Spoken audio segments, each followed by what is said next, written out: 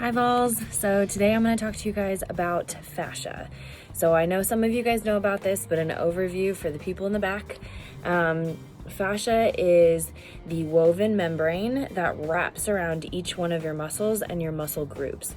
So the reason we want to know about fascia is because we use foam rolling and lacrosse balls to help release tight fascia in order to make sure that our muscles can function at their optimum performance. So when you guys hear me talk about how everything is connected, everything really is connected through these things called fascial lines, is what people call them. So the bottom of your feet, your plantar fascia, is connected to your calf, your hamstrings, your glutes, your low back, all the way up to the back of your neck.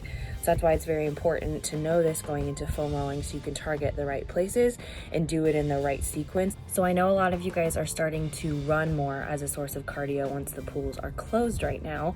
So for those of you who are starting into running, something that you're not used to is foam rolling before you do high impact cardiovascular activity instead of after. Most of you guys are not used to doing very high impact repetitive pounding on your feet, which you're doing more during this running and biking challenge. So here are a couple helpful tips in order to make sure that you guys are foam rolling and using the lacrosse ball in the best way possible in order to make sure that you avoid things such as shin splints or DOMs or anything like that. So the helpful folks over at Trigger Point Foam Rolling gave a couple of examples and put it in a nice little ABC acronym for us to use. So A, always start from the ground up, especially now that we're focusing on lower body foam rolling today. Always start from the ground up. So that means starting with a lacrosse ball on your plantar fascia or a foam roller on your calves, and then starting from there and then moving up the chain. It's very important. The second one is to make sure that you breathe. You guys are experts at holding your breath, but holding your breath is not great when you're doing foam rolling. So make sure that you guys are always breathing and then you relax even when you're holding the foam roller at a certain point to help with a release. The third one is consistency. So make sure that you guys are foam rolling before you run. You can foam roll after you run, but make sure that it's at a steady pace, so you're making sure you do it every day, every 2 days, making sure you guys are staying loose and not just trying to fix the problem after it's already happened. So you guys have had a ton of education about foam rolling in the past from myself, from Greg, from your coaches, from Phil, and so I'm going to try to tell you guys some helpful tips for maybe certain places and certain movements that are more helpful with high impact training, because you guys will be doing a lot of running. So Colleen is going to help me out and show you guys a couple of different ways to optimize your performance through myofascial decompression. Hey guys, it's me and Colleen. So we're going to show you how to do some really specific foam rolling for your calf. So like we said in the other part of the video, we're going to start from the bottom up. So for your calf, you guys always know to have a supporting limb. So right now that's her right foot. To make sure that you're pressing into the ground the whole time, you want to make sure that your calf is relaxed while you're foam rolling it, which means that you're not using your left leg at all to push. You're using just your right leg. So in order to get your anterior tib, which is a muscle that we use a lot in running, it's where you feel kind of your shin splint sensation. You want to rotate your foot and keep going over it.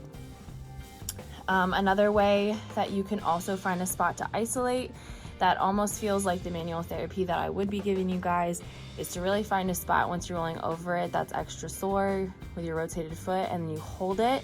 And you can hold it in between 10 and 30 seconds to get that release sensation, and then keep moving up the chain. So the next muscle in the chain we're going to go up is your IT band. This is known as the most painful one if you are doing it correctly. So you want to make sure that you don't go above your greater trochanter, which is the part of your hip that kind of juts out. That's going to be really very painful because you have a bursa there. And then you want to go all the way down to the top of your knee where your VMO, or that teardrop muscle, is. So make sure that you guys are going the whole length of your IT band using your supporting foot, and then of course holding if you need to hold for a release spot.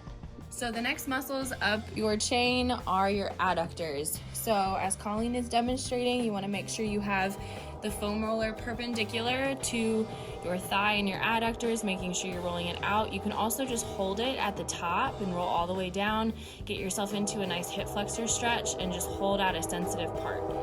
This is going to be helpful for those of you who have said that you have tight hips. Okay, so the last muscle group we're gonna go over are your glutes. So for your glutes, you wanna make sure you're always pushing through your opposite foot. You're going to sit onto what Colleen's left side is right now, and then you're gonna tilt your knee down, so you're gonna rotate mostly onto that side, and then you're gonna use your foot and your hands like Colleen is to roll back and forth.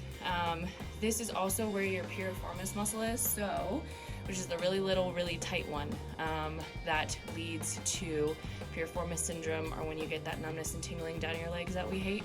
So make sure that you guys, once you find it, you can just sit on it and then kind of relax into it, and always make sure that you are breathing and relaxing your muscles. Thank you so much for watching. Please feel free to reach out to me if you guys need any other helpful tips or tricks. And stay tuned for more myofascial decompression. And as always, keep doing your homework, studying, and working hard. Let me know if you guys need anything. Go Vols! Go Vols!